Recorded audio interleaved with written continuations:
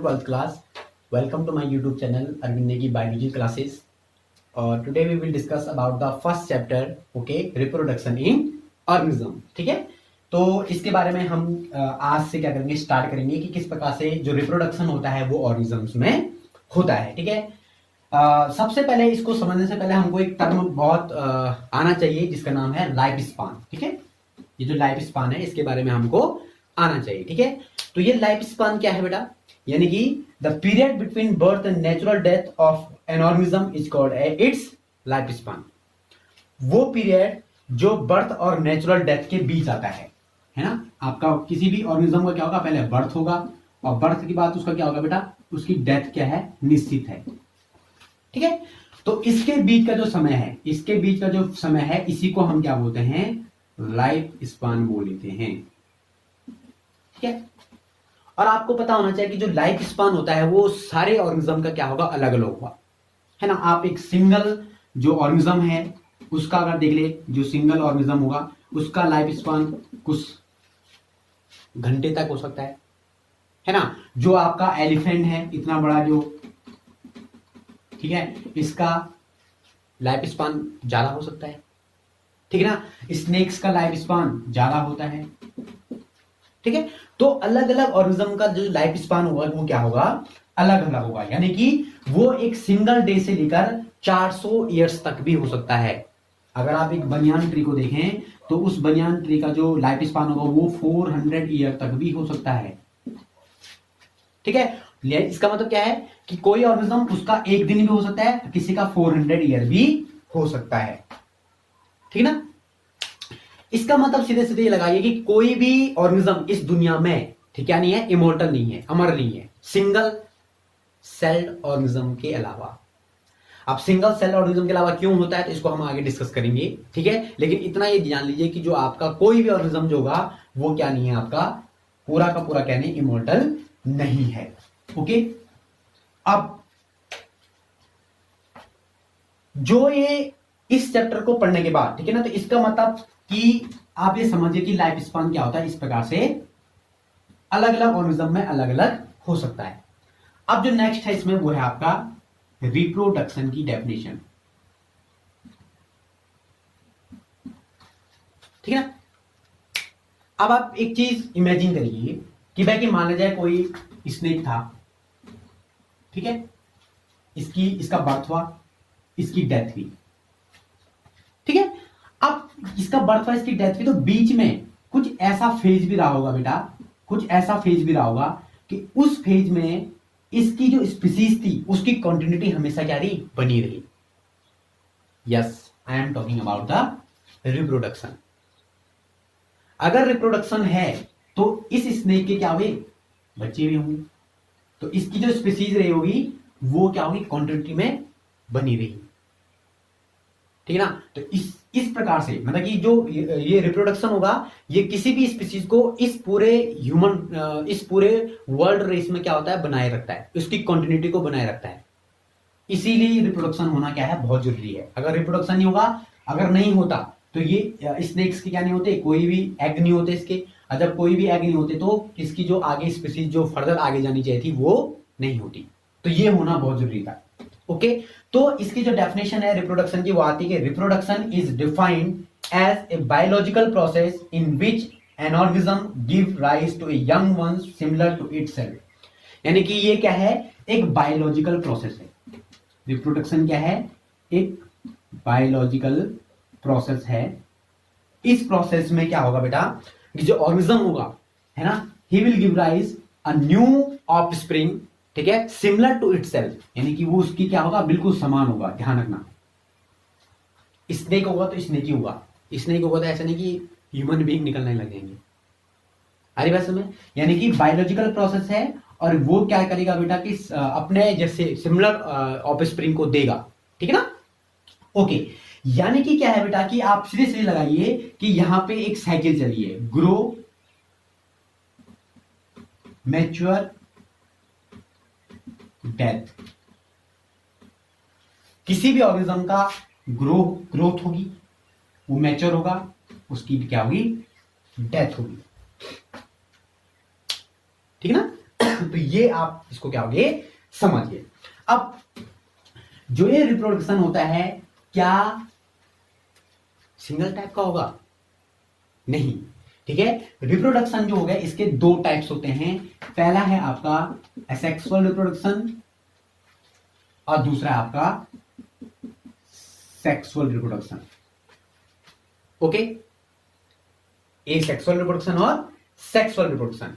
ए sexual reproduction का मतलब है कि यहां पे ए सेक्सुअल रिप्रोडक्शन में हमको only we have single parents. Okay, single parents पे हमको क्या चाहिए, यानी कि यहां पे जो रिप्रोडक्शन होगा वो केवल सिंगल पेरेंट से ही होगा।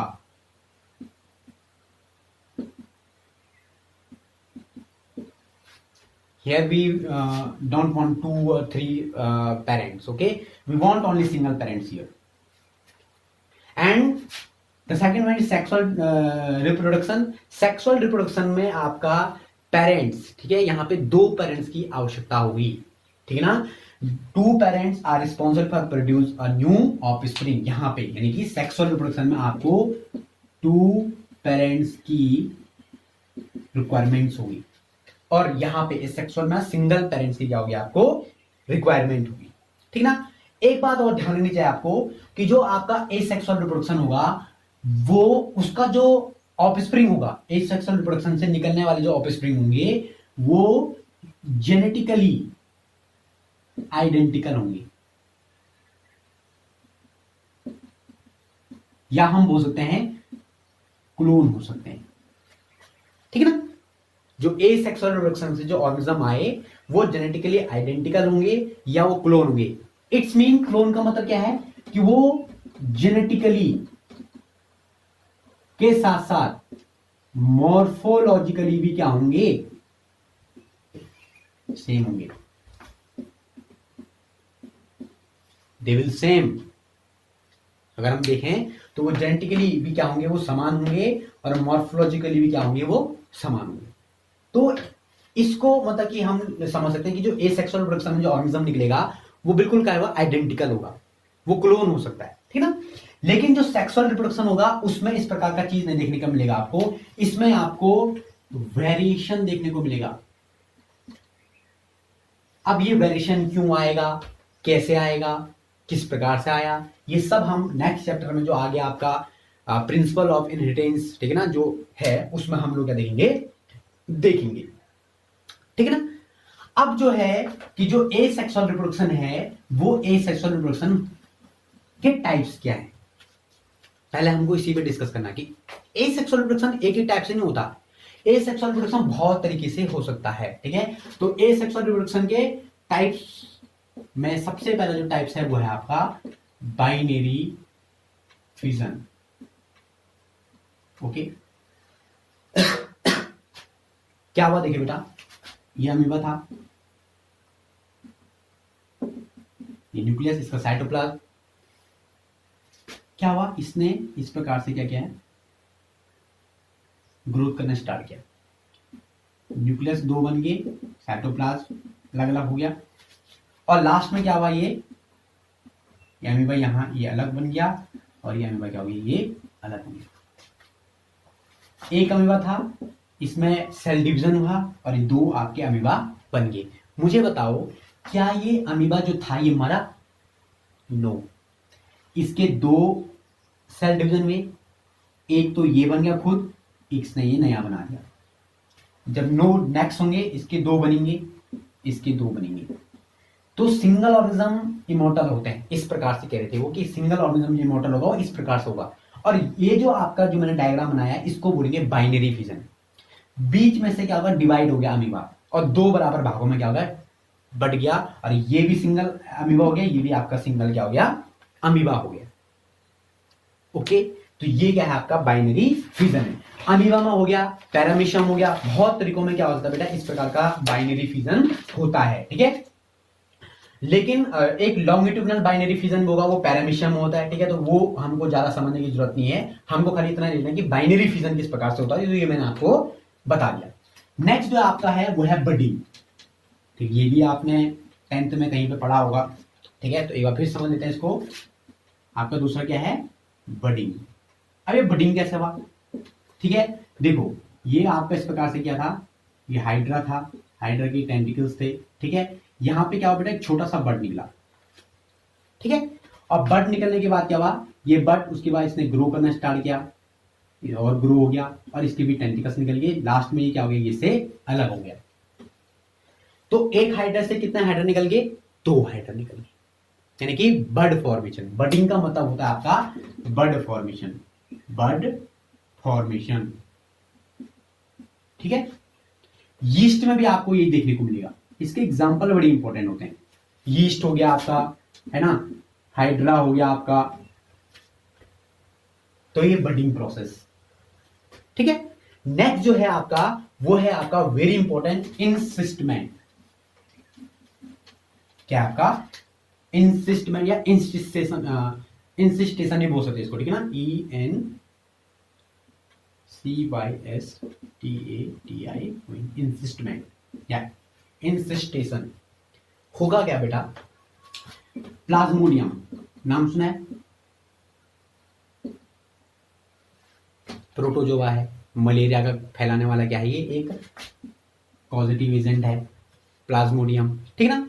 अब ये प्लाज्मोडियम क्या करता है, जब भी अनफेवरेबल कंडीशन होंगी या फिर जब इन्वायरमेंटल कंडीशन क्या होगी, अच्छी नहीं होंगी, हाई टेम्परेचर हो गया, लो टेम्परेचर हो गया, बहुत ज्यादा लो हो गया टेम्परेचर,